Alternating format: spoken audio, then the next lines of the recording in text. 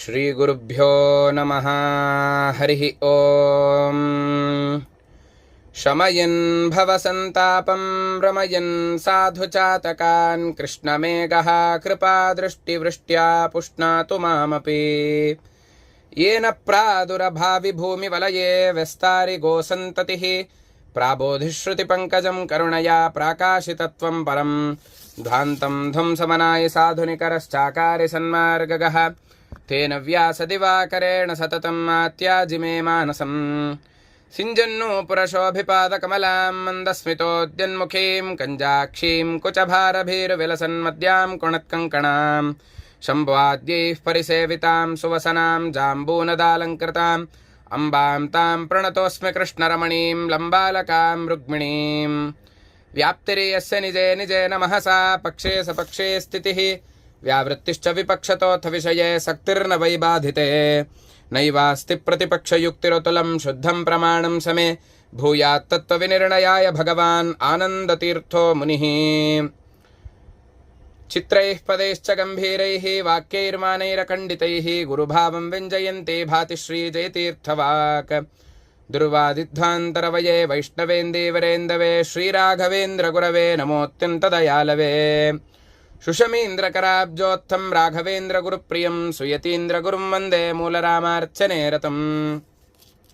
ಶ್ರೀಬ್ರಹ್ಮಾರ್ಚಿತ ಮೂಲರಾಮ ಭಜಕಃ ವಿದ್ಯಾಮಠಾಧೀಶ್ವರಃ ವಿದ್ವದ್ವರ್ಗಸುಭೂಷಿತಃ ಸುಯತಿವರಃ ಟೀಕಾರ್ಯ ಸಂಸೇವಕಃ. ಛಾತ್ರಾಣಾಂ ಹೃದಯೇಷು ರಾಜತಿ ಸದಾ ಯೋಸೌ ಸುಕರ್ಮಂದಿರಾಟ್ ಜೀಯಾತ್ ಶ್ರೀ ಸುಬುಧೇಂದ್ರ ಸಂಯಮಿಮಣಿಃ ವೇದಾಂತರಾಜ್ಯೇ ಚಿರಂ. ಶ್ರೀ ಹರಿವಾಯುಗುರುಭ್ಯೋ ನಮಃ. ಹರಿ ಓಂ. ಅಧುನಾ ಸರ್ವಜ್ಞಾಚಾರ್ಯರ ಪೀಠದಲ್ಲಿ ವಿರಾಜಮಾನರಾದಂತಹ ನನ್ನ ವಿದ್ಯಾಗುರುಗಳಾದಂತಹ ಶ್ರೀ ಶ್ರೀ ಸುಬುಧೇಂದ್ರ ತೀರ್ಥ ಶ್ರೀಪಾದಂಗಳವರ ಅಡಿದಾವರೆಗಳಲ್ಲಿ ಶಿರಸಾ ಅನಂತ ನಮಸ್ಕಾರಗಳನ್ನು ಸಲ್ಲಿಸುತ್ತಾ, ಬೇಸಿಗೆ ಮತ್ತು ಈ ಒಂದು ಅಧಿಕ ಮಾಸದ ಪ್ರಯುಕ್ತ ಶ್ರೀ ಗುರುಸಾರ್ವಭೌಮ ಸಂಸ್ಕೃತ ವಿದ್ಯಾಪೀಠದ ವತಿಯಿಂದ ಆಯೋಜಿಸಿರುವಂತಹ ಈ ಜ್ಞಾನಯಜ್ಞದಲ್ಲಿ ನನಗೆ ಕೊಟ್ಟಂತಹ ವಿಷಯ ಶ್ರೀ ಸುಬುಧೇಂದ್ರ ತೀರ್ಥಕೃತ ಜಯತೀರ್ಥ ಗುರುದಶಕ ಎಂಬುದಾಗಿ. ಇದನ್ನು ಇವತ್ತು ನಾಳೆ ನಾಡಿದ್ದು ಅಂದರೆ ಮೇ 8, 9, 10ನೇ ತಾರೀಕಿನಂದು ಇದನ್ನು ಮಾಡಲಿಕ್ಕೆ ಶ್ರೀಗಳವರ ಆಜ್ಞೆ ಆಗಿದೆ. ಯಥಾಮತಿಯಾಗಿ ಶ್ರೀಗಳವರಿಂದಲೇ ರಚಿತವಾದಂತಹ ಜಯತೀರ್ಥ ಗುರುದಶಕವನ್ನು ಹೇಳಲು ಪ್ರಯತ್ನಿಸುತ್ತೇನೆ. ಮೊದಲಿಗೆ ನಿರ್ವಿಘ್ನವಾಗಿ ಪರಿಸಮಾಪ್ತಿಯಾಗಲಿ ಎಂಬುದಾಗಿ ಗಣಪತ್ಯಂತರ್ಗತ ಭಾರತೀಯ ರಮಣ ಮುಖ್ಯ ಪ್ರಾಣಾಂತರ್ಗತ ವಿಶ್ವಂಭರ ನಾಮಕ ಪರಮಾತ್ಮನನ್ನು ಪ್ರಾರ್ಥಿಸುತ್ತಾ ಅದನ್ನು ಪ್ರಾರಂಭವನ್ನು ಮಾಡ್ತಾ ಇದ್ದೇನೆ. ಮೊದಲಿಗೆ ಈ ಜಯತೀರ್ಥ ಗುರುದಶಕ ಅದರ ಬಗ್ಗೆ ತಿಳ್ಕೊಳ್ಳೋಣ. ದಶಕ ಅಂತಂದರೆ ದಶ ಅನ್ನುವಂತಹ ಹೆಸರೇ ನಮಗೆ ಹೇಳುತ್ತೆ. 10 ಶ್ಲೋಕಗಳಿಂದ ಕೂಡಿರುವಂತಹದ್ದನ್ನು ದಶಕ ಎಂಬುದಾಗಿ ಕರೀತಾರೆ. ಅಂತಹ ಈ ಒಂದು ದಶಕವನ್ನು ಶ್ರೀಗಳವರು ಜಯತೀರ್ಥ ಗುರುಸಾರ್ವಭೌಮರ ಮೇಲೆ ರಚನೆ ಮಾಡಿದ್ದಾರೆ. ಅದರಲ್ಲಿ ನಾವು ನೋಡಿದಾಗ ಸುಮಾರು 10 ಶ್ಲೋಕಗಳನ್ನು ನಾವು ಕಾಣ್ತೇವೆ. ಪ್ರತಿನಿತ್ಯ 3 ಶ್ಲೋಕದಂತೆ ಇಂದು ನಾಳೆ ನಾಡಿದ್ದು 10 ಶ್ಲೋಕಗಳ ಒಂದು ಪರಿಚಯವನ್ನು ಮಾಡಿಸ್ಲಿಕ್ಕೆ ಪ್ರಯತ್ನವನ್ನು ಪಡ್ತೇನೆ. ಶ್ರೀಗಳವರು ಏನು ಮಾಡಿದ್ದಾರೆ ಅಂತಂದರೆ 9 ಶ್ಲೋಕಗಳು ಜಯತೀರ್ಥರ ಸ್ತುತಿಯನ್ನು ಮಾಡಿದ್ದಾರೆ. ಜಯತೀರ್ಥರು ಎಂಥವರು, ಅವರ ಒಂದು ವ್ಯಕ್ತಿತ್ವ ಎಂಥದ್ದು, ಆಚಾರ್ಯರ ಸೇವೆ ಹೇಗೆ ಮಾಡಿದರು, ಅವರಿಂದ ನಮಗಾಗುವಂತಹ ಉಪಕಾರಗಳೇನು ಇತ್ಯಾದಿಯಾಗಿ 9 ಶ್ಲೋಕಗಳಿಂದ ಅದನ್ನು ಸ್ತೋತ್ರವನ್ನು ಮಾಡಿದ್ದಾರೆ, ಸ್ತುತಿಯನ್ನು ಮಾಡಿದ್ದಾರೆ. ಕೊನೆ 10ನೇ ಒಂದು ಶ್ಲೋಕದಿಂದ ಏನು ಮಾಡಿದ್ದಾರೆ ಅಂತಂದರೆ ಫಲಶ್ರುತಿ, ಅಂದರೆ ಈ 9 ಶ್ಲೋಕವನ್ನು ಪ್ರತಿನಿತ್ಯ ಯಾರು ಪಠನೆಯನ್ನು ಮಾಡ್ತಾರೋ ಅವರಿಗೆ ಇಂತಿಂತಹ ಫಲಗಳು ಸಿಗತ್ತೆ ಎಂಬುದಾಗಿ ಕೊನೆ ಶ್ಲೋಕದಲ್ಲಿ ಆ ಫಲಶ್ರುತಿಯನ್ನು ತಿಳಿಸ್ಕೊಟ್ಟಿದ್ದಾರೆ. ಹಾಗಾಗಿ 3 ಶ್ಲೋಕಗಳಂತೆ ಇಂದು ನಾವು ಮೊದಲು 3 ಶ್ಲೋಕಗಳ ಪರಿಚಯವನ್ನು ಮೊದಲಿಗೆ ಮಾಡಿಕೊಳ್ಳೋಣ.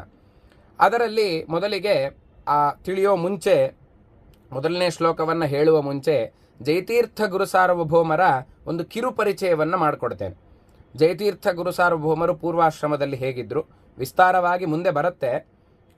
ಸಂಕ್ಷೇಪವಾಗಿ ತಿಳ್ಕೊಳ್ಳೋದಾದರೆ ಜಯತೀರ್ಥ ಗುರುಸಾರ್ವಭೌಮರ ಪೂರ್ವಾಶ್ರಮದ ಒಂದು ಪರಿಚಯ ಮಾಡಿಕೊಡೋದಾದರೆ, ಜಮಖಂಡಿ ಅಂತ ನಾವು ಕರ್ನಾಟಕದಲ್ಲಿ ಒಂದು ಪ್ರಾಂತ್ಯವನ್ನು ನೋಡ್ತೇವೆ.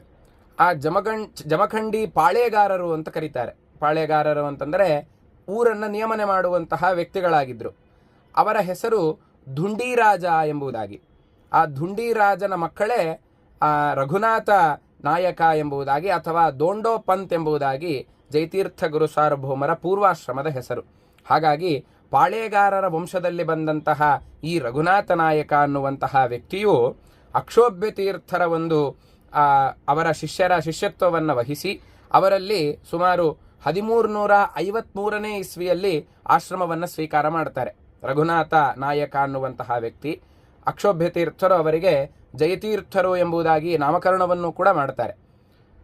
ಜಯತೀರ್ಥರು ಸುಮಾರು 35 ವರ್ಷಗಳ ಕಾಲ ಅವರು ಸನ್ಯಾಸ ಜೀವನವನ್ನು ಮಾಡ್ತಾರೆ.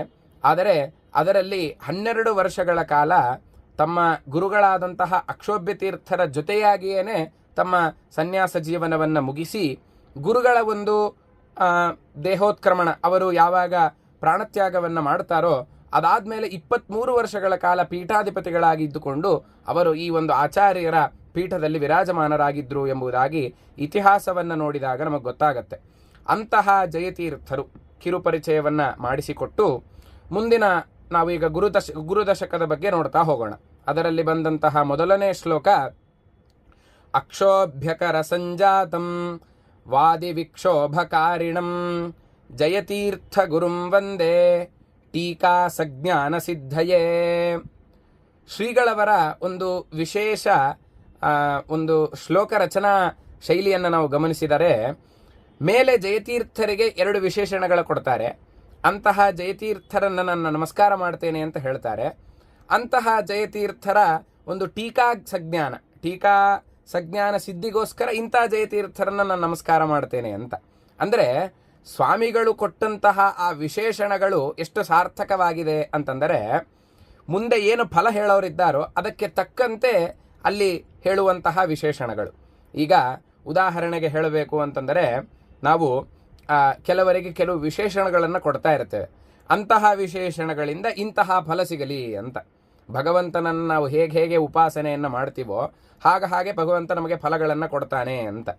ಅದೇ ರೀತಿಯಾಗಿ ಇಲ್ಲೂ ಕೂಡ ಸ್ವಾಮಿಗಳ ಒಂದು ಶ್ಲೋಕ ರಚನಾ ಶೈಲಿಯನ್ನು ಗಮನಿಸಿದಾಗ ಟೀಕಾ ಸಜ್ಞಾನ ಸಿದ್ಧಿಗಾಗಿ ಜಯತೀರ್ಥರನ್ನು ನಾನು ನಮಸ್ಕಾರ ಮಾಡ್ತೇನೆ ಅಂತ ಹೇಳ್ತಾ ಇದ್ದಾರೆ.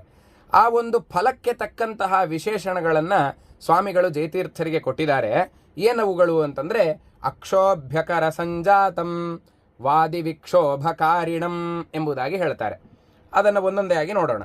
ಮೊದಲನೇ ವಿಶೇಷಣ ಜಯತೀರ್ಥರಿಗೆ ಕೊಟ್ಟಂತಹದ್ದು ಅಕ್ಷೋಭ್ಯಕರ ಸಂಜಾತಂ ಎಂಬುದಾಗಿ. ಅಕ್ಷೋಭ್ಯ ತೀರ್ಥರ ಕರಕಮಲ ಸಂಜಾತರು ಅಂತ.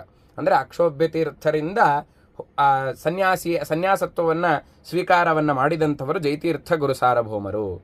ಅಕ್ಷೋಭ್ಯ ತೀರ್ಥರ ಬಗ್ಗೆ ಒಂದು ಕಿರುಪರಿಚಯ ನಾವು ಮಾಡೋದಾದರೆ ಅಕ್ಷೋಭ್ಯ ತೀರ್ಥರು ನಮ್ಮ ಶ್ರುತ್ಯರ್ಥವನ್ನು ವಿಚಾರ ಮಾಡುವಂತಹ ಸಂದರ್ಭದಲ್ಲಿ ಭಗವಂತನಿಗೂ ನಮಗೂ ಭೇದ ಇದೆಯೋ ಅಭೇದ ಇದೆಯೋ ಅನ್ನುವಂತಹ ಅನೇಕ ವಾದವಿವಾದ ಎನ್ನುವಂಥದ್ದಿದೆ. ನಮ್ಮ ಆಚಾರ್ಯರ ಸಿದ್ಧಾಂತ ಭೇದವೇ ಇದೆ ಅಂತ. ಅನೇಕ ದಾರ್ಶನಿಕರು ಬೇರೆ ಬೇರೆ ರೀತಿಯಾಗಿ ಇಲ್ಲ ಭಗವಂತ ನಾವು ಒಂದೇ ಎಂಬುದಾಗಿ ಪ್ರತಿಪಾದನೆಯನ್ನು ಮಾಡ್ತಾರೆ. ಅದನ್ನು ಭಗವಂತ ನಾವು ಒಂದೇ ಅಂತ ಹೇಳುವಂತಹ ವಾಕ್ಯ ಯಾವುದು ಅಂತಂದರೆ ತತ್ವಮಸಿ ಎಂಬುದಾಗಿ ಅದರ ವಾಕ್ಯ. ಈ ವಾಕ್ಯದಿಂದ ಭಗವಂತನಿಗೂ ನಮಗೂ ಅಭೇದವನ್ನು ಸಾಧನೆಯನ್ನು ಮಾಡ್ತಾರೆ ಪರವಾದಿಗಳು. ಆದರೆ ಅಕ್ಷೋಭ್ಯ ತೀರ್ಥರು ಎಂತಹ ದೊಡ್ಡ ಜ್ಞಾನಿಗಳಾಗಿದ್ದರು ಅಂತಂದರೆ ಆ ತತ್ವಮಸಿ ಎನ್ನುವಂತಹ ವಾಕ್ಯವನ್ನೇ ಇಟ್ಟುಕೊಂಡು 104 ಬಗೆಯಾಗಿ ಏನು ಮಾಡಿದ್ದಾರೆ ಅಂತಂದರೆ ಭೇದ ಪರವಾಗಿ ಅರ್ಥವನ್ನು ಮಾಡಿದ್ದಾರೆ. ಅಂದರೆ ಅವರು ಕೊಟ್ಟಂತಹ ಅಭೇದ ವಾಕ್ಯವನ್ನೇ ಇಟ್ಟುಕೊಂಡು ಅದನ್ನು ಭೇದ ಪರವಾಗಿ ಅರ್ಥ ಮಾಡುವಂತಹದ್ದು. ಇದು ಆ ಅಕ್ಷೋಭ್ಯ ತೀರ್ಥರ ಕೌಶಲತೆ ಎಂಬುದಾಗಿ ಗಮನಿಸಬೇಕು. ಇಂತಹ ಅಕ್ಷೋಭ್ಯ ತೀರ್ಥರನ್ನು ಜಯತೀರ್ಥ ಗುರು ಸಾರ್ವಭೌಮರು ಅವರಲ್ಲಿ ಶಿಷ್ಯತ್ವವನ್ನು ವಹಿಸಿ ಅವರಿಂದ ಶಾಸ್ತ್ರಾಧ್ಯಯನವನ್ನು ಮಾಡ್ತಾರೆ. ಮಾಡಿದಂತಹ ಅವರು ಪ್ರತಿಯೊಂದು ಗ್ರಂಥ ಆರಂಭದಲ್ಲೂ ಕೂಡ ತಮ್ಮ ಗುರುಗಳಾದಂತಹ ಅಕ್ಷೋಭ್ಯ ತೀರ್ಥರಿಗೆ ನಮಸ್ಕಾರವನ್ನು ಮಾಡ್ತಾರೆ. ತತ್ವಪ್ರಕಾಶಿಕ ಅನ್ನುವಂತಹ ಸೂತ್ರ ಭಾಷ್ಯದ ಟೀಕಾದಲ್ಲಿ ಈ ರೀತಿಯಾಗಿ ನಮಸ್ಕಾರ ಮಾಡಿದ್ದಾರೆ. ಶ್ರೀಮದ್ರಮ ರಮಣ ಸದ್ಗಿರಿಪಾದ ಸಂಗಿ ವ್ಯಾಖ್ಯಾನಿನಾದ ದಲಿತಾಖಿಲ ದುಷ್ಟದರ್ಪಂ ದುರ್ವಾದಿವಾರಣ ವಿದಾರಣ ದಕ್ಷ ದೀಕ್ಷಂ ಅಕ್ಷೋಭ್ಯ ತೀರ್ಥ ಮೃಗರಾಜಮಹಂ ನಮಾಮಿ ಎಂಬುದಾಗಿ ಅಕ್ಷೋಭ್ಯ ತೀರ್ಥರನ್ನು ಸ್ತೋತ್ರ ಮಾಡ್ತಾರೆ. ಅವು ಎಂಥವರು ಅಂತಂದರೆ ಶ್ರೀಮದ್ರಮಾರಮಣ ಸದ್ಗಿರಿಪಾದ ಸಂಗಿ. ಅಂದರೆ ಶ್ರೀಮದ್ರಮಾರಮಣ ಅಂತಂದರೆ ಭಗವಂತ.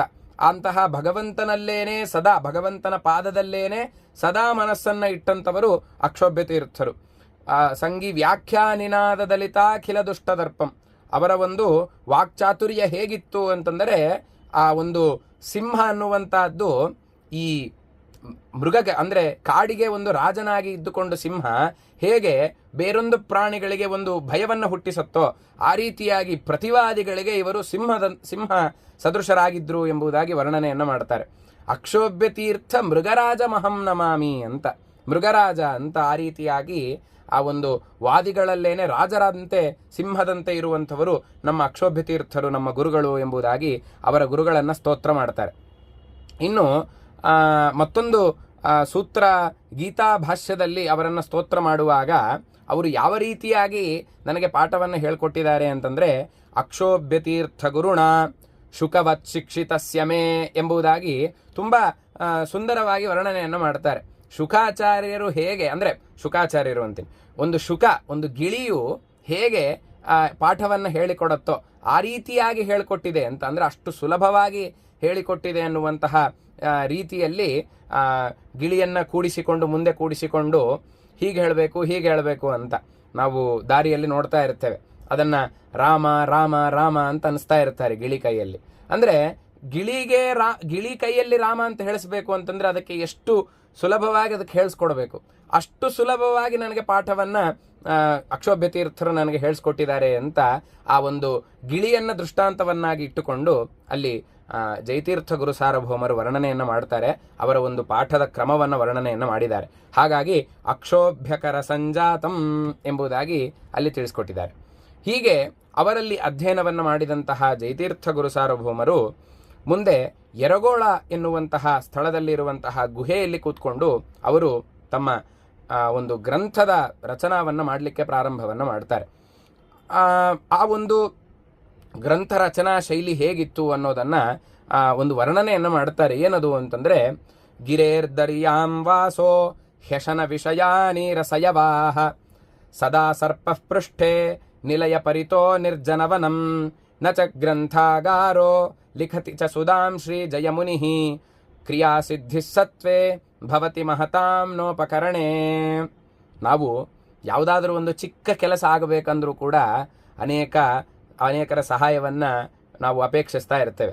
ಅನೇಕರ ಸಹಾಯ ಇಲ್ಲದೆ ಇದ್ದರೂ ಕೂಡ ನನಗೆ ಅದು ಬೇಕು ಇದು ಬೇಕು, ನಾನು ಈ ಕೆಲಸ ಮಾಡಬೇಕು ಅಂದರೆ ಇಂತಹ ವಸ್ತು ಬೇಕು, ಈ ಕೆಲಸ ಮಾಡಬೇಕು ಅಂದರೆ ಇಂತಹ ವಸ್ತುಗಳು ಬೇಕು ಅಂತ ನಾವು ಕೆಲಸ ಮಾಡೋದಕ್ಕೇನೆ ಅನೇಕ ಸಹಕಾರಿಗಳ ಅಪೇಕ್ಷೆ ಎನ್ನುವಂಥದ್ದು ನಮಗೆ ಯಾವಾಗಲೂ ಕೂಡ ನಾವು ಮಾಡ್ತಾ ಇರ್ತೇವೆ. ಜಯತೀರ್ಥರನ್ನು ಅವರು ಇಂದ್ರಾವತಾರಿಗಳು ಹೌದು, ಆದರೆ ಅವರ ಒಬ್ಬ ಸಾಮಾನ್ಯ ಮನುಷ್ಯನಂತೆ ಇದ್ದುಕೊಂಡು, ಸನ್ಯಾಸಿಯಾಗಿ ಇದ್ದುಕೊಂಡು ಗ್ರಂಥದ ರಚನೆಯನ್ನು ಹೇಗೆ ಮಾಡಿದರು ಅನ್ನೋ ವಿವಕ್ಷೆಯಲ್ಲಿ ನಾವು ನೋಡಿದಾಗ ತುಂಬ ಆಶ್ಚರ್ಯ ಅನಿಸುತ್ತೆ. ಯಾಕೆ ಅಂತಂದರೆ, ವಾಸ ಮಾಡ್ತಾ ಇರುವಂಥದ್ದು ಗಿರೇರ್ ದರ್ಯಾಂ ವಾಸ ಮಾಡ್ತಾ ಇರುವಂಥದ್ದು ದಟ್ಟವಾದಂತಹ ಕಾಡಿನ ಮಧ್ಯದಲ್ಲಿರುವಂತಹ ಒಂದು ಗುಹೆಯಲ್ಲಿ ವಾಸ ಮಾಡ್ತಾ ಇರ್ತಾರೆ. ಏನು ಪ್ರಾಣಿಗಳು ಬರುತ್ತೋ, ಏನು ಕ್ರಿಮಿಕೀಟಗಳು ಬರುತ್ತೋ, ಏನು ಬರುತ್ತೋ ಅನ್ನುವಂತಹ ಒಂದು ಪರಿಜ್ಞಾನವೂ ಕೂಡ ಇರೋದಿಲ್ಲ. ಎಲ್ಲಿಂದ ಏನು ಬರುತ್ತೋ ಅನ್ನುವಂತಹ ಭಯವೂ ಕೂಡ ಕಾಡ್ತಾ ಇರುತ್ತೆ. ಅಂತಹ ಸಂದರ್ಭದಲ್ಲಿ ಗಿರೇರ್ದರ್ಯಾಂ ವಾಸೋ ಹ್ಯಶನ ವಿಷಯಾನಿ ರಸಯವಾಹ, ಸದಾ ಅವರೇನು ಗ್ರಂಥ ಬರೆಯುವಾಗ ಪಾನಕ ಕುಡಿಯುವಂಥದ್ದು ಅಥವಾ ಸೀಕರಣೆಯನ್ನು ಕುಡಿಯುವಂಥದ್ದು ಅಥವಾ ಊಟವನ್ನು ಮಾಡುವಂಥದ್ದು, ತುಂಬ ಭಕ್ಷ್ಯ ಭೋಜ್ಯಾದಿಗಳನ್ನು ತಿಂತ ಅವರು ಬರೆದಂಥದ್ದಲ್ಲ. ಹ್ಯಶನ ವಿಷಯ ನೀರಸಯವಾಹ, ಅಲ್ಲಿ ಒಂದು ತಿನ್ನಲಿಕ್ಕೆ ಒಂದು ಅಗಳು ಕೂಡ ಇರಲಿಲ್ಲ, ನೀರು ಕೂಡ ಇರಲಿಲ್ಲ. ಅಂತಹ ಸ್ಥಳದಲ್ಲಿ ಅವರು ವಾಸವನ್ನು ಮಾಡ್ತಾ ಇದ್ರು. ಹ್ಯಶನ ವಿಷಯ ನೀರಸಯವಾಹ ಸದಾ ಸರ್ಪ ಪೃಷ್ಠೆ, ಯಾವಾಗಲೂ ಕೂಡ ಇವರ ಹಿಂದೆ ಸರ್ಪ ಎನ್ನುವಂಥದ್ದು ಬುಸುಗುಡ್ತಾ ಇತ್ತಂತೆ. ಅಂತಹ ಸರ್ಪ ಹಿಂದೆ ಇತ್ತು. ಸದಾ ಸರ್ಪ ಪೃಷ್ಠೆ ನಿಲಯ ಪರಿತೋ ನಿರ್ಜನವನಂ ಒಂದು ನೊಣ ಹೊಡಿಲಿಕ್ಕೂ ಒಬ್ಬರು ಕೂಡ ಇರೋದಿಲ್ಲ ಅಂತ ಹೇಳ್ತಾರಲ್ಲ, ಅಂತಹ ಪರಿಸ್ಥಿತಿ. ಎಲ್ಲಿ ನೋಡಿದರೂ ನಿರ್ಜನ, ಯಾರೂ ಕೂಡ ಜನ ಇಲ್ಲದೆ ಇರುವಂತಹ ಒಂದು ಪ್ರದೇಶ. ಅಂತಹ ಪ್ರದೇಶದಲ್ಲಿ ವಾಸ ಮಾಡ್ತಾ ಇದ್ರು. ನಿರ್ಜನವನಂ ನ ಚ ಗ್ರಂಥಾಗಾರೋ, ನಾವು ಈಗ ಪುಸ್ತಕಾದಿಗಳನ್ನು ಸಂಪಾದನೆ ಮಾಡುವಾಗ ನಾವೆಲ್ಲರೂ ಕೂಡ ಮಾಡ್ತಾ ಇರ್ತೇವೆ. ಹೇಗೆ ಅಂತಂದರೆ, ಒಂದು 10 ಪುಸ್ತಕಗಳನ್ನು ಮುಂದೆ ಹರಡಿಬಿಟ್ಟಿರ್ತೇವೆ. ಈ ಲೈಬ್ರರಿ ಆದಿಗಳಿಂದ ಆ ಪುಸ್ತಕಗಳನ್ನೆಲ್ಲ ತಂದುಕೊಂಡು ಅದನ್ನು ಮುಂದೆ ಇಟ್ಟುಕೊಂಡು ನಾವೇನು ಮಾಡ್ತೇವೆ ಅಂತಂದರೆ, ಇದನ್ನು ನೋಡಿ ಅನೇಕ ವಿಷಯಗಳನ್ನು ಸಂಗ್ರಹವನ್ನು ಮಾಡಿ ಅದರಿಂದ ನಮಗೆ ತೋಚಿರುವಂಥ ಒಂದು ಹೊಸದಾದಂತಹ ಅರ್ಥವನ್ನು ಇಟ್ಟುಕೊಂಡು ನಾವಲ್ಲಿ ಗ್ರಂಥವನ್ನು ಬರಿತಾ ಇರ್ತೇವೆ. ಆದರೆ ನಚ ಗ್ರಂಥಾಗಾರೋ, ಯಾವ ಒಂದು ಹುಳುಕು ಕೂಡ ಇಲ್ಲ. ಆಚಾರ್ಯರ ಒಂದು ಗ್ರಂಥದಕ್ಕೆ ವ್ಯಾಖ್ಯಾನ ಮಾಡ್ತಾ ಇದ್ದಾರೆ ಅಂತಂದರೆ ಆಚಾರ್ಯರ ಒಂದು ಲಿಪಿ ಆ ಪುಸ್ತಕವನ್ನು ಕೂಡ ಇಟ್ಕೊಂಡಿದ್ದಿಲ್ಲಂತೆ. ಯಾಕೆಂದರೆ ಸಾಕ್ಷಾತ್ ಆಚಾರ್ಯರಿಂದ ಇವರೇ ಪಶುವಾಗಿದ್ದುಕೊಂಡು ಹಿಂದೆ ಪಾಠವನ್ನು ಕೇಳಿದ್ರಾದ್ದರಿಂದ ಅದರ ಸಂಸ್ಕಾರದಿಂದಲೇನೆ ಯಾವ ಪುಸ್ತಕದ ಅಪೇಕ್ಷೆಯೂ ಕೂಡ ಇಲ್ಲ, ಯಾವ ಒಂದು ಗ್ರಂಥದ ಅಪೇಕ್ಷೆಯೂ ಕೂಡ ಇಲ್ಲ, ಯಾವ ಲೈಬ್ರರಿಯ ಅಪೇಕ್ಷೆಯೂ ಕೂಡ ಇಲ್ಲ. ನಚ ಗ್ರಂಥಾಗಾರೋ ಲಿಖತಿ ಚ ಸುಧಾಂ ಶ್ರೀ ಜಯಮುನಿ. ಸುಧಾ ಅಂತ ಹೇಳಿದ್ದಾರೆ. ಅದರ ಜೊತೆಗೆ ಅನೇಕ ಗ್ರಂಥಗಳನ್ನು ಕೂಡ ನಾವು ಇಲ್ಲಿ ಇಟ್ಕೊಳ್ಬೇಕು. ಅಷ್ಟೂ ಗ್ರಂಥಗಳನ್ನು ಕೂಡ ಜಯತೀರ್ಥ ಗುರು ಸಾರ್ವಭೌಮರು ಯಾವುದರ ಅಪೇಕ್ಷೆ ಇಲ್ಲದೇನೆ ಅವರು ಬರೆದರು. ಇದರಿಂದ ನಾವು ಒಬ್ಬ ಸಾಮಾನ್ಯ ಸನ್ಯಾಸಿ ಅಂತ ತಿಳಿದುಕೊಂಡು ಅವರನ್ನು ನಾವು ಚಿಂತನೆ ಮಾಡಿದರೆ ಕ್ರಿಯಾಸಿದ್ಧಿಸತ್ವೇ ಭವತಿ ಮಹತಾಂ ನೋಪಕರಣೆ ಅಂತ. ಯಾವುದಾದರೂ ಒಂದು ಕಾರ್ಯವನ್ನು ನಾವು ಮಾಡಬೇಕು ಅಂತ ನಮ್ಮಲ್ಲಿ ಆಸೆ, ಒಂದು ದೃಢ ಸಂಕಲ್ಪ ಇತ್ತು ಅಂತಂದರೆ ಯಾವ ಸಹಕಾರಿಗಳ ಅಪೇಕ್ಷೆಯೂ ನಮಗಿರೋದಿಲ್ಲ. ಕೇವಲ ಕ್ರಿಯಾಸಿದ್ಧಿಸತ್ವೇ ಭವತಿ ಮಹತಾಂ ನೋಪಕರಣೆ. ಮಾಡಬೇಕನ್ನುವಂತಹ ಛಲ ಮತ್ತು ಅದರಲ್ಲಿ ನಮಗೆ ಇರುವಂತಹ ಒಂದು ಅಭಿಮಾನ ಮತ್ತು ಮಾಡಬೇಕನ್ನುವಂತಹ ಛಲಾದಿಗಳು ಎಲ್ಲವೂ ಕೂಡ ಇದ್ದಾಗ ಅದು ತಾನಾಗೇ ನಡೆದುಕೊಂಡು ಹೋಗುತ್ತೆ ಅನ್ನೋದಕ್ಕೆ ಜಯತೀರ್ಥ ಗುರು ಸಾರ್ವಭೌಮರೇ ಸಾಕ್ಷಿ ಎಂಬುದಾಗಿ ಇಲ್ಲಿ ತಿಳ್ಕೊಳ್ಬೇಕು. ಅಂತಹ ಎರಗೋಳದಲ್ಲಿ ಕೂತ್ಕೊಂಡು ರಚನೆ ಮಾಡುವಂತಹ ಸಂದರ್ಭದಲ್ಲಿ ಅಲ್ಲಿ ನಮ್ಮ ಸ್ವಾಮಿಗಳು ವಾದಿ ವಿಕ್ಷೋಭಕಾರಿಣಂ ಅಂತ ಮತ್ತೊಂದು ವಿಶೇಷಣವನ್ನು ಕೊಟ್ಟಿದ್ದಾರೆ. ವಾದಿ ವಿಕ್ಷೋಭಕಾರಿಣಂ ಅಂತ ಪ್ರತಿವಾದಿಗಳಿಗೆ ಇಲ್ಲಿ ವಾದಿ ವಿಕ್ಷೋಭಕಾರಿಣಂ ಅಂತ ವಿಶೇಷಣ ಕೊಟ್ಟಿದ್ದಾರೆ. ಮುಂದಿನ ಶ್ಲೋಕದಲ್ಲಿ ವಾದೀಭ ವೈರಿಣಂ ಅನ್ನುವಂತಹ ವಿಶೇಷಣವನ್ನು ಕೂಡ ಕೊಟ್ಟಿದ್ದಾರೆ. ಇದರ ವ್ಯತ್ಯಾಸವನ್ನು ನಾವು ಗಮನಿಸಬೇಕು. ಏನದು ಅಂತಂದರೆ ವಾದೀಭ ವೈರಿಣಂ ಅಂತಂದರೆ ಭ ಅಂತಂದರೆ ಆನೆಯಂತೆ ಮದ ಏರಿದಂತಹ ಅಂತ. ಆನೆಯಂತೆ ಮದ ಏರಿದಂತಹ ವಾದಿಗಳು ವಾದಿಗಳೇ ವೈರಿಗಳಾಗಿದ್ರು ಅಂತ. ಅಂದರೆ ಇವ್ರ ಹತ್ರನೂ ಕೂಡ ಬರ್ತಾ ಇದ್ದಿಲ್ಲಂತೆ. ಯಾಕೆ ಅಂತನ್ಲಿಕ್ಕೆ ಒಂದು ದೃಷ್ಟಾಂತವನ್ನು, ಒಂದು ಕಥೆಯನ್ನು ನಾವು ಇತಿಹಾಸದಲ್ಲಿ ಕೇಳ್ತೇವೆ. ಒಬ್ಬ ದೊಡ್ಡ ಜ್ಞಾನಿ ಅವರು ಜಯತೀರ್ಥ ಗುರು ಸಾರ್ವಭೌಮರ ಬಳಿ ಬಂದ್ರಂತೆ. ಬಂದು ಅವರು ಕೋರ್ ಭವಾನ್ ಅಂತ ಪ್ರಶ್ನೆಯನ್ನು ಮಾಡಿದ್ರಂತೆ ಸಂಸ್ಕೃತದಲ್ಲಿ. ವಾಸ್ತವಿಕವಾಗಿ ಸಂಸ್ಕೃತದಲ್ಲಿ ಕೋರ್ ಭವಾನ್ ಅಂತ ಆಗೋದಿಲ್ಲ ಅಲ್ಲಿ. ಅಂದರೆ ಕೋರ್ ಎಂಬಲ್ಲಿ ರಾ ಕೇಳಿಸೋದಿಲ್ಲ, ಕಹ ಭವಾನ್ ಅಂತ ಹೇಳಬೇಕು. ಅಲ್ಲಿ ಕೋರ್ ಎಂಬಲ್ಲಿ ರಾ ಕೇಳಿಸ್ಬಾರ್ದು. ಆದರೆ ಅವರು ಕೋರ್ ಭವಾನ್ ಅಂತ ಕೇಳಿದ್ರಂತೆ. ಅದಕ್ಕೆ ಜಯತೀರ್ಥರು ಉತ್ತರ ಕೊಟ್ಟರಂತೆ ಸಪೋಹಂ ಅಂತ ಉತ್ತರ ಕೊಟ್ಟರಂತೆ. ಅವರು ಸರ್ಪ ಆದ್ದರಿಂದಾಗಿ ಅವರು ಸರ್ಪೋಹಂ ಅಂತ ಹೇಳಬೇಕಾಗಿತ್ತು, ಸಪೋಹಂ ಅಂತ ಉತ್ತರ ಕೊಟ್ಟರಂತೆ. ಅದಕ್ಕೆ ಅವ್ರು ಹೇಳಿದ್ರಂತೆ, ಅಲ್ಲ ಸಪೋಹಂ ಅಂತ ಹೇಳ್ತಾ ಇದ್ದೀರಲ್ಲ ಅಬದ್ಧವಾಗಿ, ಸರ್ಪೋಹಂ ಅಂತ ಹೇಳಬೇಕು, ನೀವೇನು ಸಂಸ್ಕೃತ ಬರೋದಿಲ್ವಾ ನಿಮಗೆ, ರೇಫ ಎಲ್ಲಿದೆ ಅಂತ ಕೇಳಿದ್ರಂತೆ. ಕೋ ರೇಫಹ ಅಂತ ಕೇಳಿದ್ರಂತೆ. ಅದಕ್ಕೆ ಜಯತೀರ್ಥರ ಉತ್ತರ ಕೊಟ್ಟರಂತೆ ತ್ವಯೈವ ಅಪಹೃತಃ ಅಂತ.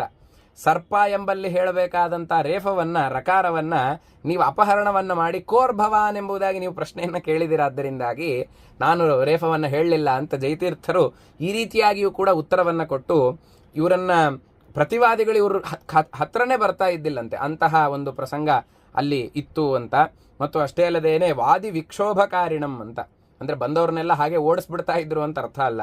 ಬಂದು ಅವರನ್ನು ವಾದವನ್ನು ಮಾಡಿ ಅವರ ಜೊತೆಗೆ ವಾದದಲ್ಲಿ ಅವರನ್ನು ಸೋಲಿಸ್ತಾ ಇದ್ರು. ಹೇಗೆ ಅಂತ ಅದಕ್ಕೊಂದು ದೃಷ್ಟಾಂತ ಹೇಳಬೇಕು ಅಂತಂದರೆ, ಒಬ್ಬ ಅದೇ ಸಪೋಹಂ ಅನ್ನುವಂತಹ ವ್ಯಕ್ತಿಯೇನೆ ಮತ್ತೆ ಬರ್ತಾನಂತೆ. ಬಂದು ಜಯತೀರ್ಥರ ಬಳಿ ಅವರು ಆ ಸಮಯದಲ್ಲಿ ವ್ಯಾಖ್ಯಾನವನ್ನು, ಆಚಾರ್ಯರ ಗ್ರಂಥಕ್ಕೆ ವ್ಯಾಖ್ಯಾನವನ್ನು ಬರಿತಾ ಇದ್ರಂತೆ. ಬಂದು ಆ ಒಂದು ಆಚಾರ್ಯರ ವಾಕ್ಯಗಳನ್ನೆಲ್ಲ ನೋಡಿಬಿಟ್ಟು ತುಂಬ ಜೋರಾಗಿ ನಗಲಿಕ್ಕೆ ಪ್ರಾರಂಭವನ್ನು ಮಾಡಿಬಿಟ್ರಂತೆ. ಎಷ್ಟು ಅಬದ್ಧವಾಗಿ ಬರೀತಾರೆ ಇವರು ಆಚಾರ್ಯ ಮಧ್ವರು, ಒಂದಕ್ಕೊಂದು ಸಂಬಂಧವೇ ಇರೋದಿಲ್ಲ, ಎಲ್ಲಿ ನೋಡಿದರೂ ಕೂಡ ನಮಗೆ ವಿರೋಧ ಎನ್ನುವಂಥದ್ದು ಕಾಣುತ್ತೆ, ಹಾಗೆ ಹೀಗೆ ಅಂತ ಅನೇಕ ಬಗೆಯಾದಂಥ ಮಾತುಗಳನ್ನು ಆಚಾರ್ಯ ಮಧ್ವರ ಮೇಲೆ ಆಡಿದಾಗ ಆವಾಗ ಜಯತೀರ್ಥರು ಹೇಳಿದ್ರಂತೆ, ನಮ್ಮ ವ್ಯಾಖ್ಯಾನವನ್ನು ಕೂಡ ನೋಡಿ ಅದರ ಕೆಳಗಡೆ ಇದೆ ಅಂತ ಜಯತೀರ್ಥರು ತೋರಿಸಿದಾಗ ಅವರ ವ್ಯಾಖ್ಯಾನವನ್ನು ನೋಡಿ ದಿಗ್ಭ್ರಮೆಗೊಂಡ್ಬಿಟ್ರಂತೆ ಆ ಜ್ಞಾನಿಗಳು. ಯಾಕೆ ಅಂತಂದರೆ ಅಷ್ಟು ಅದ್ಭುತವಾಗಿ ಆಚಾರ್ಯರ ವಾಕ್ಯಕ್ಕೆ ಜೋಡಣೆಯನ್ನು ನೋಡ್ತಾ ಇದ್ದರೆ ಇವರಿಗೆ ದಿಗ್ಭ್ರಮೆ ಆಗ್ಬಿಡುತ್ತಂತೆ. ಎಷ್ಟು ಸುಂದರವಾಗಿ ಅಂದರೆ ಕೇವಲ ಆಚಾರ್ಯರ ವಾಕ್ಯವನ್ನು ನೋಡಿದಾಗ ನಮಗೆ ಎಷ್ಟು ವಿರೋಧ ಕಂಡುಬರುತ್ತೆ, ಆ ಎಲ್ಲ ವಿರೋಧಗಳನ್ನು ಕೂಡ ಪರಿಹಾರ ಮಾಡ್ತಾ ಆಚಾರ್ಯರ ಅಭಿಪ್ರಾಯಕ್ಕೆ ಎಲ್ಲೂ ಕೂಡ ಚ್ಯುತಿ ಬಾರದಂತೆ ಅದಕ್ಕೆ ವ್ಯಾಖ್ಯಾನವನ್ನು ಮಾಡಬೇಕು ಅಂತಂದರೆ ಭಾರೀ ಅದ್ಭುತವಾದಂಥ ವ್ಯಾಖ್ಯಾನ ಅಂತ ಆ ಪ್ರತಿವಾದಿಗಳೇ ಕೊಂಡಾಡ್ಬಿಟ್ರಂತೆ ಜಯತೀರ್ಥರನ್ನು. ಆ ರೀತಿಯಾದಂತಹ ವ್ಯಾಖ್ಯಾನ ಜಯತೀರ್ಥರ ವ್ಯಾಖ್ಯಾನ. ಅದರ ಬಗ್ಗೆ ಇನ್ನೂ ವಿಸ್ತಾರವಾಗಿ ಜಯತೀರ್ಥರ ವ್ಯಾಖ್ಯಾನದ ಕೌಶಲವನ್ನು ನಾಳೆ ದಿವಸ ನಾವು ತಿಳ್ಕೊಳ್ಳೋರಿದ್ದೇವೆ. ಒಂದು ಸಂಕ್ಷೇಪವಾಗಿ ಹೇಳಬೇಕು ಅಂತಂದರೆ ಅವರ ಒಂದು ವ್ಯಕ್ತಿತ್ವ, ಆ ಒಂದು ಶೈಲಿ, ಗ್ರಂಥ ರಚನಾ ಶೈಲಿಯನ್ನು ನೋಡಿದಾಗ ಆಚಾರ್ಯರ ವಾಕ್ಯದಲ್ಲಿ ನಮಗೆ ಸಂಸ್ಕೃತದಲ್ಲಿ ಚ ತು ಇತ್ಯಾದಿ ಶಬ್ದಗಳೆಲ್ಲವೂ ಕೂಡ ನಮಗೆ ಕಂಡುಬರುತ್ತೆ. ಈ ಚಾತು ಶಬ್ದಗಳನ್ನು ವಾಸ್ತವಿಕವಾಗಿ ಶಾಸ್ತ್ರದಲ್ಲಿ ಏನು ಮಾಡಿಬಿಡ್ತೇವೆ ಅಂತಂದರೆ ಅದನ್ನು ಒಂದು ನೆಗ್ಲೆಕ್ಟ್ ಮಾಡಿಬಿಡ್ತಾರೆ ಎಲ್ಲರೂ ಕೂಡ. ಇರಲಿ, ಚಿಕ್ಕ ಪದ ಅಲ್ಲ, ಅದನ್ನೇನು ಅಷ್ಟು ಹಚ್ಕೊಳ್ಳುವಂಥ ಅವಶ್ಯಕತೆ ಇಲ್ಲ ಅಂತ. ಆದರೆ ಜಯತೀರ್ಥರು ಅದಕ್ಕೂ ಕೂಡ ಒಂದು ಅಪೂರ್ವವಾದಂತಹ ಅರ್ಥವನ್ನು ತೋರಿಸುವ ಮೂಲಕ ಆಚಾರ್ಯರ ಒಂದು ಅಭಿಪ್ರಾಯ ಎಷ್ಟು ಗೂಢವಾದಂತಹದ್ದು ಅಂತ. ಅಂದರೆ ಆಚಾರ್ಯರ ವಾಕ್ಯದ ಒಂದೊಂದು ಅಕ್ಷರವೂ ಕೂಡ ವ್ಯರ್ಥ ಆಗೋದಿಲ್ಲ, ಎಲ್ಲದಕ್ಕೂ ಕೂಡ ಒಂದು ಗೂಢವಾದಂಥ ಒಂದು ಅಭಿಪ್ರಾಯ ಇರುತ್ತೆ ಅನ್ನೋದನ್ನು ನಮ್ಮ ಜಯತೀರ್ಥರ ವ್ಯಾಖ್ಯಾನವನ್ನು ನೋಡಿದಾಗ ನಮಗೆ ಗೊತ್ತಾಗತ್ತೆ. ಅವರ ಒಂದು ವಾಕ್ಯಕ್ಕೆ ಜೋಡಣೆಯನ್ನು ಮಾಡ್ತಾ ಇದ್ದರೆ ಹೆಚ್ಚಾಗಿ ನಮಗೆ ಆಚಾರ್ಯರ ಶಾಸ್ತ್ರದ ಮೇಲೆ ಒಂದು ಅಭಿಮಾನ, ಒಂದು ಭಕ್ತಿ, ಆಚಾರ್ಯರ ಶಾಸ್ತ್ರವನ್ನು ಓದಬೇಕು ಅನ್ನುವಂತಹ ಒಂದು ಉತ್ಕಟತೆ ಎನ್ನುವಂತಹದ್ದು ಜಯತೀರ್ಥರ ಗುರುಸಾರ್ವಭೌಮರ ಒಂದು ವಾಕ್ಯವನ್ನು ನೋಡಿದಾಗ, ಟೀಕಾವನ್ನು ನೋಡಿದಾಗ ನಮಗೆ ಗೊತ್ತಾಗತ್ತೆ. ಹಾಗಾಗಿ ಅಂತಹ ಮಹಾನುಭಾವರು ಜಯತೀರ್ಥರು, ಅವರ ವಾಕ್ಯಗಳು ಕೂಡ ಅಷ್ಟೇ ಅದ್ಭುತವಾದಂತಹದ್ದು ಅಂತ. ಹಾಗಾಗಿ ಟೀಕಾ ಸಜ್ಞಾನ ಸಿದ್ಧಯೇ ಅಂತ ಈ ಅಭಿಪ್ರಾಯದಿಂದಲೇ ಅಕ್ಷೋಭ್ಯಕರ ಸಂಜಾತಂ ವಾದಿ ವಿಕ್ಷೋಭಕಾರಿಣಂ ಅನ್ನುವಂತಹ ಎರಡು ವಿಶೇಷಣಗಳನ್ನು ಅಲ್ಲಿ ಜಯತೀರ್ಥ ಗುರು ಸಾರ್ವಭೌಮರಿಗೆ ನಮ್ಮ ಸುಬುಧೇಂದ್ರ ತೀರ್ಥ ಶ್ರೀಪಾದಂಗಳವರು ಕೊಟ್ಟಿದ್ದಾರೆ. ಇನ್ನು ಎರಡನೇ ಶ್ಲೋಕ ನೋಡೋದಾದರೆ, ಹಿಂದೆ ಆಗಲೇ ಹೇಳಿದೆ ನಾನು, ವಾದೀಭ ವೈರಿಣಂ, ವಾದಿಗಳು ಯಾರೂ ಕೂಡ ಹತ್ತಿರ ಬರ್ತಾ ಇದ್ದಿಲ್ಲ. ಇನ್ನು ಪೂರ್ಣಬೋಧ ತತ್ವ ಸುಬೋಧಕಂ ಅಂತ, ವಾದೀಭ ವೈರಿಣಂ ಪೂರ್ಣ ಬೋಧ ತತ್ವ ಸುಬೋಧಕಂ ಅಂತ ಅದನ್ನು ಬಿಡಿಸಿದಾಗ ಪೂರ್ಣಬೋಧ ತತ್ವ ಸುಬೋಧಕಂ ಅಂತ ಆಗತ್ತೆ. ಪೂರ್ಣಬೋಧರು ಅಂತಂದರೆ ನಮ್ಮ ಆಚಾರ್ಯ ಮಧ್ವರು, ಅವರ ತತ್ವ ಅದನ್ನು ಚೆನ್ನಾಗಿ ಬೋಧನೆಯನ್ನು ಮಾಡಿದಂಥವರು ತಮ್ಮ ಗ್ರಂಥಗಳಿಂದ. ಯಾರು? ಜಯತೀರ್ಥ ಗುರು ಸಾರ್ವಭೌಮರು ಅಂತ. ಇದಕ್ಕೆ ಒಂದು ಈ ಅಭಿಪ್ರಾಯವನ್ನು ಕೊಡುವಂತಹ, ಸ್ವಾಮಿಗಳ ಅಭಿಪ್ರಾಯವನ್ನು ಕೊಡುವಂತಹ ಒಂದು ಶ್ಲೋಕವನ್ನು ನಾವು ಗಮನಿಸ್ತೇವೆ. ಏನದು ಅಂತಂದರೆ, ಆನಂದ ತೀರ್ಥೋಪದಿಷ್ಟೋ ನಿಧಿರ್ನಾರಾಯಣಾಹ್ವಯ ಪ್ರದರ್ಶಿತೋ ಏನ ಸಮ್ಯಕ್ ಜಯತೀರ್ಥಂ ತಮಾಶ್ರಯೇ ಅಂತ. ಅಂದರೆ ನಾವು ಈ ಬಂಗಾರದ ನಿಧಿಯನ್ನು ನಾವು ಕಂಡಿರ್ತೇವೆ. ಇಲ್ಲೂ ಕೂಡ ಒಂದು ಬಂಗಾರದ ನಿಧಿ ಇದೆ. ಆ ಬಂಗಾರದ ನಿಧಿ ಹೆಸರೇನು ಅಂತಂದರೆ ನಾರಾಯಣನೇ ಇಲ್ಲಿ ಒಂದು ನಿಧಿ ಇದ್ದಂತೆ, ದೊಡ್ಡ ಬಂಗಾರದ ನಿಧಿ ಇದ್ದಂತೆ. ಈ ನಾರಾಯಣ ಎನ್ನುವಂತಹ ಬಂಗಾರದ ನಿಧಿಯನ್ನು ಮೀರುವಂತಹ ಒಂದು ಯೋಗ್ಯತೆ ಯಾವ ಒಂದು ನಿಧಿಗೂ ಕೂಡ ಇಲ್ಲ, ಅಷ್ಟು ದೊಡ್ಡ ನಿಧಿ ಇದು. ಅಂತಹ ನಿಧಿ ಆಚಾರ್ಯ ಮಧ್ವರು ಇದನ್ನು ಉಪದೇಶ ಕೊಟ್ರಂತೆ. ಅಂದರೆ ಇದನ್ನು ಹೀಗಿದೆ ಅಂತ ಆ ಒಂದು ತೋರಿಸಿಕೊಟ್ರಂತೆ, ನಾರಾಯಣ ಅನ್ನುವಂತಹ ಬಂಗಾರದ ನಿಧಿಯನ್ನು. ಪ್ರದರ್ಶಿತೋ ಏನ ಸಮ್ಯಕ್, ಅದನ್ನು ಉಪದಿಷ್ಟವಾದಂತಹ ಆ ನಿಧಿಯನ್ನು ಹೀಗೆ ನಾರಾಯಣ ಅಂತ ಆಚಾರ್ಯ ಮಧ್ವರು ಹೇಳಿದರೆ ಅದನ್ನು ಜಯತೀರ್ಥರು ನಮಗೆ ತೋರಿಸಿಕೊಟ್ರು ಅಂತ ಹೀಗೆ ಅವರ ವ್ಯಾಖ್ಯಾನದ ಕೌಶಲವನ್ನು ನಮಗೆ ತಿಳಿಸಿಕೊಡ್ತಾರೆ. ಹಾಗಾಗಿ ಪೂರ್ಣಬೋಧ ತತ್ವ ಸುಬೋಧಕಂ ಅಂತ. ಆಚಾರ್ಯ ಮಧ್ವರ ತತ್ವ ಅಂತಂದರೆ ಅದು ಭಗವಂತ ಸರ್ವೋತ್ತಮ ಅನ್ನುವಂತಹ ತತ್ವ. ಅದನ್ನು ಚೆನ್ನಾಗಿ ತಮ್ಮ ಗ್ರಂಥಗಳಿಂದ ತಿಳಿಸಿಕೊಟ್ರು ಅಂತಹ ಜಯತೀರ್ಥ ಮುನಿಮ್ಮಂದೇ ಗುರುಮ್ಮಂದೇ ವೇದಾರ್ಥ ಜ್ಞಾನ ಸಿದ್ಧಯೇ ಅಂತ. ಇಲ್ಲಿ ವೇದಾರ್ಥ ಜ್ಞಾನ ಎನ್ನುವಂಥದ್ದು ಫಲ. ಹಿಂದೆ ಟೀಕಾ ಸಜ್ಞಾನವು ಫಲ ಆದರೆ ಇಲ್ಲಿ ವೇದಾರ್ಥ ಜ್ಞಾನ ಎನ್ನುವಂಥದ್ದು ಫಲ ಎಂಬುದಾಗಿ ಎರಡನೇ ಫಲವನ್ನು ತಿಳಿಸಿಕೊಟ್ಟಿದ್ದಾರೆ. ಇನ್ನು ಮೂರನೇ ಶ್ಲೋಕವನ್ನು ನಾವು ನೋಡಿದಾಗ, ಗಜಗಹ್ವರ ತೀರಸ್ಥಂ ರಾಜರಾಜ ಸುಪೂಜಿತಂ ಜಯತೀರ್ಥ ಗುರುಂ ವಂದೇ ಸಂತಾಪತ್ರಯ ಶಾಂತಯೇ ಅಂತ. ನೋಡಿ, ಇಲ್ಲಿ ಈ ಫಲಗಳನ್ನು ಕೂಡ ಸ್ವಾಮಿಗಳು ಎಷ್ಟು ಅದ್ಭುತವಾಗಿ ಕೊಟ್ಟಿದ್ದಾರೆ ಅನ್ನೋದನ್ನು ನಾವು ಗಮನಿಸಬೇಕು. ಸಂತಾಪತ್ರಯ ಶಾಂತಯೇ ಅಂತ. ಈ ಸಂತಾಪತ್ರಯ ಶಾಂತಯೇ ಅಂತಂದರೆ ನಮ್ಮ ಆಂತರಿಕವಾದಂತಹ ತಾಪವನ್ನು ಕೂಡ ಶಾಂತ ಆಗಬೇಕು ಅಂತಂದರೆ ಜಯತೀರ್ಥ ಗುರು ಸಾರ್ವಭೌಮರ ಅನುಗ್ರಹ ಬೇಕು ಅಂತ. ಇದಕ್ಕೂ ಆ ಹಿಂದೆ ಕೊಟ್ಟಂತಹ ಗಜಗಹ್ವರ ತೀರಸ್ಥಂ ರಾಜರಾಜ ಸುಪೂಜಿತಂ ಇವುಗಳಿಗೂ ಇರುವಂತಹ ಒಂದು ಸಂಬಂಧ ಏನು ಅಂತ ನಾವು ತಿಳ್ಕೊಳ್ಳೋದಾದರೆ, ಗಜಗಹ್ವರ ತೀರಸ್ಥಂ ಅಂತ. ಗಜಗಹ್ವರ ಅಂತಂದರೆ ಆನೆಗುಂದಿ. ಯಾಕೆ ಅಂತಂದರೆ ವಿಜಯನಗರ ಸಾಮ್ರಾಜ್ಯದ ಕಾಲದಲ್ಲಿ ಎಲ್ಲ ಆನೆಗಳಿಗೂ ಕೂಡ ತರಬೇತಿಯನ್ನು ಆನೆಗುಂದಿಯಲ್ಲಿ ನೀಡ್ತಾ ಇದ್ರಂತೆ. ಅದು ಆನೆಗುಂದಿ ಅಂತ ನಾವು ಕನ್ನಡದಲ್ಲಿ ಹೇಳ್ತೇವೆ. ಸಂಸ್ಕೃತದಲ್ಲಿ ಗಜಗಹ್ವರ, ಗಹ್ವರ ಅಂದರೆ ಒಂದು ಗುಹೆ ಸ್ಥಳ ಅಂತ. ಆ ರೀತಿಯಾಗಿ ಅದಕ್ಕೆ ಗಜಗಹ್ವರ ಅನ್ನುವಂತಹ ಹೆಸರು ಬಂತು. ಅಂತಹ ಗಜಗಹ್ವರ ತೀರದಲ್ಲಿ, ತುಂಗಭದ್ರಾ ತೀರದಲ್ಲಿ ವಾಸ ಮಾಡ್ತಾ ಇರುವಂಥವರು ಜಯತೀರ್ಥ ಗುರು ಸಾರ್ವಭೌಮರು ಅಂತ. ಅಂದರೆ ಇಲ್ಲಿ ಆ ತುಂಗಭದ್ರಾ ನದಿಯಲ್ಲಿ ನಾವು ಸ್ನಾನವನ್ನು ಮಾಡಿದಾಗ ಬಾಹ್ಯವಾದಂತಹ ತಾಪವು ನಾಶವನ್ನು ಹೊಂದಿದರೆ, ಆ ತೀರದಲ್ಲಿ ಇರುವಂತಹ ಜಯತೀರ್ಥ ಗುರು ಸಾರ್ವಭೌಮರನ್ನು ನಾವು ಅವರ ಅನುಗ್ರಹಕ್ಕೆ ಪಾತ್ರರಾದರೆ ಆಂತರಿಕವಾದಂತಹ ತಾಪವು ಕೂಡ ನಾಶ ಆಗತ್ತೆ ಎನ್ನುವಂತಹ ಅಭಿಪ್ರಾಯದಲ್ಲಿ ಗಜಗಹ್ವರ ತೀರಸ್ಥಂ ರಾಜರಾಜ ಸುಪೂಜಿತಂ ಸಂತಾಪತ್ರಯ ಶಾಂತಯೇ ಜಯತೀರ್ಥ ಗುರುಂ ನಮಾಮಿ ಎಂಬುದಾಗಿ ನಮ್ಮ ಸ್ವಾಮಿಗಳು ಅದ್ಭುತವಾಗಿ ಆ ವಿಶೇಷಣಗಳನ್ನು ಅಲ್ಲಿ ಜೋಡಣೆಯನ್ನು ಮಾಡಿದ್ದಾರೆ ಅನ್ನೋದನ್ನು ಈ ಸಂದರ್ಭದಲ್ಲಿ ತಿಳ್ಕೊಳ್ಬಹುದು. ಅಲ್ಲಿ ಒಂದು ಪ್ರಶ್ನೆ ಏನದು ಅಂತಂದರೆ, ಜಯತೀರ್ಥ ಗುರು ಸಾರ್ವಭೌಮರು ಅಲ್ಲಿ ಗಜಗಹ್ವರ ತೀರದಲ್ಲೇನೆ ಇದ್ದಾರೆ ಅನ್ಲಿಕ್ಕೆ ಏನು ಪ್ರಮಾಣ ಅಂತಂದರೆ ನಮ್ಮ ಭಾವಿ ಸಮೀರ ವಾದಿರಾಜ ಗುರು ಸಾರ್ವಭೌಮರೇ ಈ ವಿಷಯದಲ್ಲಿ ಪ್ರಮಾಣರು. ಯಾಕೆ ಅಂತಂದರೆ ಅವರು ತೀರ್ಥ ಪ್ರಬಂಧ ಅನ್ನುವಂತಹ ಗ್ರಂಥದಲ್ಲಿ ಮಾಧ್ವಗ್ರಂಥಾನ್ ಸ್ವಬಂಧೂನ್ ಅನ್ನುವಂತಹ ಶ್ಲೋಕವನ್ನು ರಚನೆ ಮಾಡುವಾಗ ಅದರ ವ್ಯಾಖ್ಯಾನ ಕರ್ತೃಗಳಾದಂತಹ ನಾರಾಯಣಾಚಾರ್ಯರು ಗಜಗಹ್ವರೆ ಜೈತೀರ್ಥಾರ್ಯಂ ವರ್ಣಯತಿ ಎಂಬುದಾಗಿ ಅವತರಣಿಕಾವನ್ನು ಕೊಡ್ತಾರೆ. ಆ ಅವತರಣಿಕಾದಿಂದ ವಾದಿರಾಜ ಗುರು ಸಾರ್ವಭೌಮರು ಜೈತೀರ್ಥರನ್ನೇ ವರ್ಣನೆ ಮಾಡ್ತಾ ಇದ್ದಾರೆ ಅಂತ ನಮಗೆ ಗೊತ್ತಾಗತ್ತೆ. ಎಲ್ಲಿ ಗಜಗಹ್ವರ ತೀರದಲ್ಲೇನೆ ಜೈತೀರ್ಥರನ್ನು ವರ್ಣನೆ ಮಾಡ್ತಾ ಇದ್ದಾರೆ ಅಂತ. ಹಾಗಾಗಿ ಪದ್ಮನಾಭ ತೀರ್ಥರ ಎದುರಿಗೆ ಇರುವಂತಹ ಜೈತೀರ್ಥ ಗುರು ಸಾರ್ವಭೌಮರನ್ನು ಅಲ್ಲಿ ಸ್ತೋತ್ರವನ್ನು ಮಾಡಿದ್ದಾರೆ. ಅದು ಅದ್ಭುತವಾಗಿ ಶ್ಲೋಕವನ್ನು ರಚನೆ ಮಾಡಿದ್ದಾರೆ. ಅದರ ಬಗ್ಗೆ ಒಂದು ಬಾರಿ ನೋಡೋಣ. ಮಾಧ್ವಗ್ರಂಥಾನ್ ಸ್ವಬಂಧೂ ನಿವಸರಸಹೃದ ಲಿಂಗ ವಿಜ್ಞಾತ ಭಾವ ಸಂಯೋಜ್ಯಾಲಂಕೃತಾಭಿಃ ಸ್ವಸಹಜಮತಿ ಸಂಭೂತ ವಾಗ್ಭಿರ್ವಧೂಭಿಃ ಕೃತ್ವಾನ್ಯೋಕ್ತಿಶ್ಚ ದಾಸೀಃ ಬುಧಹೃದಯ ಗೃಹಂ ಪ್ರೌಢವೃತ್ತಿಶ್ಚ ವೃತ್ತೀಃ ದತ್ವಾನ್ಯೋನ್ಯಾಭಿಯೋಗಂ ಜಯಮುನಿರಸಕೃದ್ ವೀಕ್ಷರೇ ಮೇ ಕೃತಾರ್ಥಃ. ಎಷ್ಟು ಅದ್ಭುತವಾಗಿ ರಚನೆಯನ್ನು ಮಾಡಿದ್ದಾರೆ ಅಂತಂದರೆ ನಮ್ಮ ವಾದಿರಾಜ ಗುರು ಸಾರ್ವಭೌಮರು ಜೈತೀರ್ಥ ಗುರು ಸಾರ್ವಭೌಮರನ್ನು ಒಬ್ಬ ಹೆಣ್ಣು ಕೊಡುವಂತಹ ಮಾವನ ಸ್ಥಾನದಲ್ಲಿ ಜೈತೀರ್ಥ ಗುರು ಸಾರ್ವಭೌಮರನ್ನು ನಿಂದ್ರಿಸಿದ್ದಾರೆ. ಹೆಣ್ಣಿನ ಸ್ಥಾನದಲ್ಲಿ ಆಚಾರ್ಯ ಮಧ್ವರ ಗ್ರಂಥಗಳನ್ನು ನಿಂದ್ರಿಸಿದ್ದಾರೆ. ಅದು ಇನ್ನು ಬೀಗರ ಮನೆಯವರು ಇರ್ತಾರಲ್ಲ, ಆ ಬೀಗರ ಮನೆಯವರನ್ನೆಲ್ಲ ದೊಡ್ಡ ದೊಡ್ಡ ಜ್ಞಾನಿಗಳನ್ನು ಪಂಡಿತರನ್ನೆಲ್ಲರನ್ನೂ ಕೂಡ ಬೀಗರ ಮನೆಯವರ ಸ್ಥಾನದಲ್ಲಿ ನಿಂದ್ರಿಸಿದ್ದಾರೆ. ಎಷ್ಟು ಅದ್ಭುತವಾಗಿ ಹೊಂದಾಣಿಕೆಯನ್ನು ಮಾಡ್ತಾರೆ ನೋಡಿ. ಬೀಗರೆಲ್ಲ ಮದುವೆ ಮಾಡಿಕೊಳ್ಳಿಕ್ಕೆ ಅಂತ ಎಲ್ಲ ಬೀಗರು ಕೂಡ ಹೆಣ್ಣಿನ ಮನೆಗೆ ಬರ್ತಾರೆ. ಅದನ್ನು ಮಾಧ್ವಗ್ರಂಥಾನ್ ಸ್ವಬಂಧೋ ನಿವ ಅಂದರೆ ಆಚಾರ್ಯ ಮಧ್ವರ ಈ ಗ್ರಂಥಗಳನ್ನು ಏನು ಮಾಡಿದ್ದಾರೆ ಅಂತಂದರೆ ಸ್ವಬಂಧೂ ನಿವ ಅಂದರೆ ತನ್ನ ಬಂಧುಗಳಂತೆ ಅವರು ಆ ಒಂದು ಅನುಸಂಧಾನವನ್ನು ಮಾಡಿಕೊಂಡ್ರಂತೆ. ಜೈತೀರ್ಥರು ಅನುಸಂಧಾನವನ್ನು ಮಾಡಿಕೊಂಡು ಬಂಧುಗಳು ಬಂದ ಕೂಡಲೇ ನಾವು ಆಲಿಂಗನವನ್ನು ಮಾಡ್ಕೊಳ್ತೇವೆ ಅವರ ಜೊತೆಗೆ. ಅವರು ಕೂಡ ಆಲಿಂಗನವನ್ನು ಮಾಡಿಕೊಂಡ್ರಂತೆ. ಹೇಗೆ ಅಂತಂದರೆ ಸರಸಹೃದಾಲಿಂಗ ವಿಜ್ಞಾತ ಭಾವ ಅಂತ. ಅದನ್ನು ಆ ಆಚಾರ್ಯರ ಗ್ರಂಥಗಳನ್ನು ಚೆನ್ನಾಗಿ ತಿಳ್ಕೊಳ್ಳೋದೇನೆ ಒಂದು ಆಲಿಂಗನ. ಅದನ್ನು ಚೆನ್ನಾಗಿ ಅದನ್ನು ತಿಳ್ಕೊಂಡು ಈ ತಿಳ್ಕೊಂಡು ಕೂಡಲೇ ಏನು ಮಾಡ್ತಾರೆ ಮದುವೆ ಸಂದರ್ಭದಲ್ಲಿ ಅಂತಂದರೆ ಹೆಣ್ಣಿಗೆ ಚೆನ್ನಾಗಿ ಅಲಂಕಾರವನ್ನು ಮಾಡ್ತಾರೆ. ಅದೇ ರೀತಿಯಾಗಿ ಇಲ್ಲೂ ಕೂಡ ಹೆಣ್ಣಿಗೆ ಅಲಂಕಾರವನ್ನು ಮಾಡಿದ್ರಂತೆ.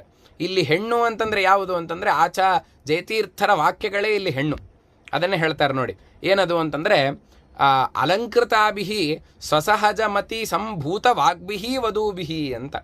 ಅಂದರೆ ತಮ್ಮ ಸಹಜವಾದಂತಹ ಏನೋ ಮಾಂತ್ರಿಕ ಶಕ್ತಿಯಿಂದಲೋ ಅಥವಾ ಒಂದು ಏನಾದರೂ ರಸವನ್ನು ಪಾನ ಮಾಡೋಣದರಿಂದಲೋ ಬಂದಂತಹ ಶಕ್ತಿಯಲ್ಲ ಅವರ ಬುದ್ಧಿಮಟ್ಟ. ಸಹಜವಾಗಿ ಇರುವಂತಹ ಶಕ್ತಿ ಜೈತೀರ್ಥ ಗುರು ಸಾರ್ವಭೌಮರ ಮತೀಯ ಶಕ್ತಿ. ಅಂತಹ ಅವರ ಒಂದು ಬುದ್ಧಿಮಟ್ಟಕ್ಕೆ ಬುದ್ಧಿಯಿಂದಾಗಿ ರಚಿತವಾದಂತಹ ಯಾವ ವಾಕ್ಯಗಳಿದೇನೆ ಆ ವಾಕ್ಯಗಳಿಗೆ ಚೆನ್ನಾಗಿ ಅಲಂಕಾರವನ್ನು ಮಾಡಿದ್ರಂತೆ. ಅಂದರೆ ಚೆನ್ನಾಗಿ ಆಚಾರ್ಯರ ವಾಕ್ಯಕ್ಕೆ ಹೊಂದಾಣಿಕೆ ಹೊಂದುವಂತೆ ಆ ವಾಕ್ಯಗಳನ್ನು ರಚನೆ ಮಾಡಿದ್ರಂತೆ. ಅದೇ ಒಂದು ಹೆಣ್ಣು ವಧೂವಿಹಿ. ಅದನ್ನು ಸಂಯೋಜ್ಯ ಆಚಾರ್ಯರ ವಾಕ್ಯದೊಟ್ಟಿಗೆ ಸಂಯೋಜನವನ್ನು ಮಾಡಿ ಅಂದರೆ ಆಚಾರ್ಯರ ಗ್ರಂಥಗಳನ್ನು ಒಂದು ಗಂಡಿನ ಸ್ಥಾನದಲ್ಲಿ ಇಟ್ಟು ತಮ್ಮ ಒಂದು ವಾಕ್ಯಗಳನ್ನು ಜೈತೀರ್ಥರ ವಾಕ್ಯಗಳನ್ನು ಹೆಣ್ಣಿನ ಸ್ಥಾನದಲ್ಲಿ ಇಟ್ಟು ಅವುಗಳನ್ನು ಸಂಯೋಜನೆಯನ್ನು ಮಾಡಿ ಕೃತ್ವಾನ್ಯೋಕ್ತಿಶ್ಚ ದಾಸೀಹಿ ಅಂತ. ಈಗ ರಾಜನಿಗೆ ಒಬ್ಬ ಪಟ್ಟದ ರಾಣಿ ಇರ್ತಾಳೆ, ಜೊತೆಗೆ ಅನೇಕ ದಾಸಿಯರು ಕೂಡ ಇರ್ತಾರೆ.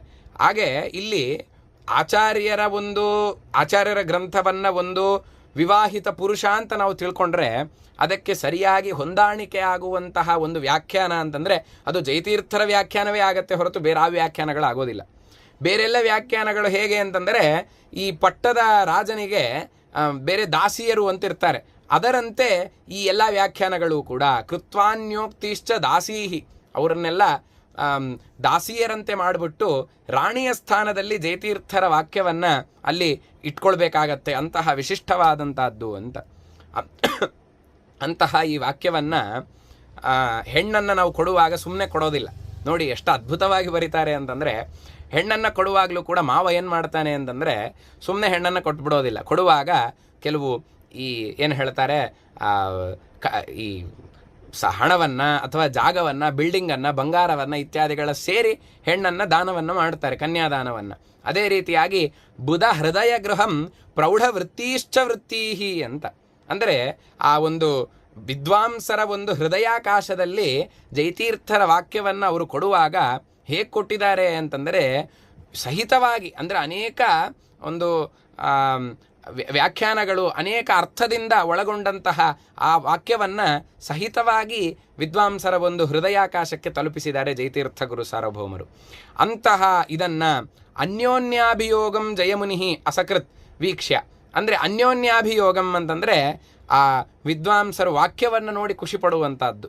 ಅಂದರೆ ಇಂಥ ವಾಕ್ಯಗಳನ್ನು ಆಚಾರ್ಯರ ವಾಕ್ಯಕ್ಕೆ ಇದೇ ಸರಿಯಾದ ಒಂದು ವ್ಯಾಖ್ಯಾನ, ಇವುಗಳನ್ನು ನೋಡಿ ನಾವು ಆಚಾರ್ಯರ ವಾಕ್ಯವನ್ನು ತಿಳ್ಕೊಳ್ಬೇಕು ಅಂತ ಏನು ವಿದ್ವಾಂಸರು ಖುಷಿ ಪಡ್ತಾ ಇದ್ದಾರೆ, ಅದನ್ನು ನೋಡಿ ಇವರು ಜಯತೀರ್ಥ ಗುರು ಸಾರ್ವಭೌಮರು ವೀಕ್ಷರೇಮೇ ಕೃತಾರ್ಥ ಅಂತ, ನಾನು ನಿಜವಾಗಿ ಬರೆದಿದ್ದು ಅದು ಕೃತಾರ್ಥವಾಯಿತು ಅಂತ ತಿಳಿದುಕೊಂಡು ಜಯತೀರ್ಥರು ಆ ಗಜಗಹ್ವರ ತೀರದಲ್ಲಿ ಸಂತೋಷವಾಗಿ ಅವರು ವೃಂದಾವನಸ್ಥರಾಗಿದ್ದಾರೆ ಎಂಬುದಾಗಿ ವಾದಿರಾಜ ಗುರು ಸಾರ್ವಭೌಮರು ಆ ಜಯತೀರ್ಥರನ್ನು ವರ್ಣನೆಯನ್ನು ಮಾಡ್ತಾರೆ ಈ ರೀತಿಯಾಗಿ. ಹಾಗಾಗಿ ಆ ಒಂದು ಗಜಗಹ್ವರ ತೀರಸ್ಥಂ ಅನ್ನುವುದಕ್ಕೆ ಇದು ಒಂದು ವಾದಿರಾಜರ ವಾಕ್ಯವೂ ಕೂಡ ಪೋಷಕವಾಗಿದೆ ಅನ್ನೋದನ್ನು ಈ ಸಂದರ್ಭದಲ್ಲಿ ತಿಳ್ಕೊಳ್ಬೇಕು. ಇನ್ನು ರಾಜರಾಜ ಸುಪೂಜಿತಂ ಅಂತ, ಇದಕ್ಕೆ ಎರಡು ರೀತಿಯಾಗಿ ಹೇಳ್ಬೋದು. ಜಯತೀರ್ಥ ಗುರು ಸಾರ್ವಭೌಮರು ಇಂದ್ರಾವತಾರಿಗಳಾದ್ದರಿಂದ ಇಂದ್ರನಿಗೆ ಎಲ್ಲ ದೇವತೆಗಳು ಕೂಡ ನಮಸ್ಕಾರ ಮಾಡ್ತಾರೆ. ಆ ಎಲ್ಲ ದೇವತೆಗಳಲ್ಲಿ ಕುಬೇರನೂ ಕೂಡ ಸೇರ್ಕೊಂಡಿದ್ದಾನೆ. ಆದ್ದರಿಂದ ಕುಬೇರನಿಗೆ ರಾಜರಾಜ ಅಂತ ಹೆಸರು. ಆದ್ದರಿಂದ ರಾಜರಾಜ ಸುಪೂಜಿತಂ ಎಂಬುದಾಗಿ ಅರ್ಥವನ್ನು ಮಾಡಬಹುದು. ಅಥವಾ ತುಂಗಾ ತೀರದಲ್ಲಿ ವಿರಾಜಮಾನರಾಗಿದ್ದಾರೆ ಅನ್ನುವಂತಹ ರೀತಿಯಲ್ಲಿ ವ್ಯಾಖ್ಯಾನ ಮಾಡಬೇಕು ಅಂದರೆ ರಾಜರಾಜ ಶಬ್ದದಿಂದ ನಾವು ಯಾರನ್ನು ತಗೊಳ್ಬೇಕು ಅಂತಂದರೆ ನಮ್ಮ ಕೃಷ್ಣದೇವರಾಯವನ್ನು ತಗೊಳ್ಬೋದು. ಯಾಕೆ ಅಂತಂದರೆ ಆ ಕೃಷ್ಣದೇವರಾಯನ ಒಂದು ಆಳ್ವಿಕೆಯಲ್ಲಿ ಆನೆಗುಂದಿಗೆ ಬಂದು ಜಯತೀರ್ಥ ಗುರು ಸಾರ್ವಭೌಮರನ್ನು ನವವೃಂದಾವನದಲ್ಲಿ ಜಯತೀರ್ಥ ಗುರು ಸಾರ್ವಭೌಮರನ್ನು ಅವರು ಪೂಜೆ ಮಾಡಿದ್ದರಿಂದ ರಾಜರಾಜ ಸುಪೂಜಿತಂ ಎಂಬುದಾಗಿ ಇಲ್ಲಿ ಅರ್ಥವನ್ನು ಮಾಡಿಕೊಳ್ಬಹುದು. ಅಂತಹ ಈ ಜಯತೀರ್ಥ ಗುರು ಸಾರ್ವಭೌಮರು ನಮ್ಮ ಸಂತಾಪತ್ರಯ ಶಾಂತಯೇ, ನಮ್ಮ ಆಂತರಿಕವಾದಂತಹ ತಾಪತ್ರಯಗಳನ್ನು ಅವರು ನಿವಾರಣೆಯನ್ನು ಮಾಡಲಿ ಎಂಬುದಾಗಿ 3ನೇ ಶ್ಲೋಕದಲ್ಲಿ ಪ್ರಾರ್ಥನೆಯನ್ನು ಮಾಡಿದ್ದಾರೆ. ಉಳಿದ 6 ಶ್ಲೋಕಗಳು ಹಾಗೂ ಫಲಶ್ರುತಿಯನ್ನು ನಾಳೆ ಮತ್ತು ನಾಡಿದ್ದು 2 ದಿನಗಳ ಕಾಲ ತಿಳ್ಕೊಳ್ಳೋಣ ಎಂಬುದಾಗಿ ಹೇಳ್ತಾ ಇಂದಿನ ಉಪನ್ಯಾಸವನ್ನು ರಾಘವೇಂದ್ರ ತೀರ್ಥ ಗುರುವಂತರ್ಗತ ಭಾರತೀಯ ರಮಣ ಮುಖ್ಯ ಪ್ರಾಣ ಅಂತರ್ಗತ ಪರಮಾತ್ಮನ ಪಾದಪದ್ಮಗಳಲ್ಲಿ ಸಮರ್ಪಣೆ ಮಾಡ್ತಾ ಇದ್ದೇನೆ. ಯಸ್ಸರ್ವಗುಣ ಸಂಪೂರ್ಣ ಸರ್ವದೋಷ ವಿವರ್ಜಿತ ಪ್ರೀಯತಾಂ ಪ್ರೀತಯೇವಾಲಂ ವಿಷ್ಣುರ್ಮೇ ಪರಮಸ್ಸುಹೃತ್. ಶ್ರೀಕೃಷ್ಣಾರ್ಪಣಮಸ್ತು.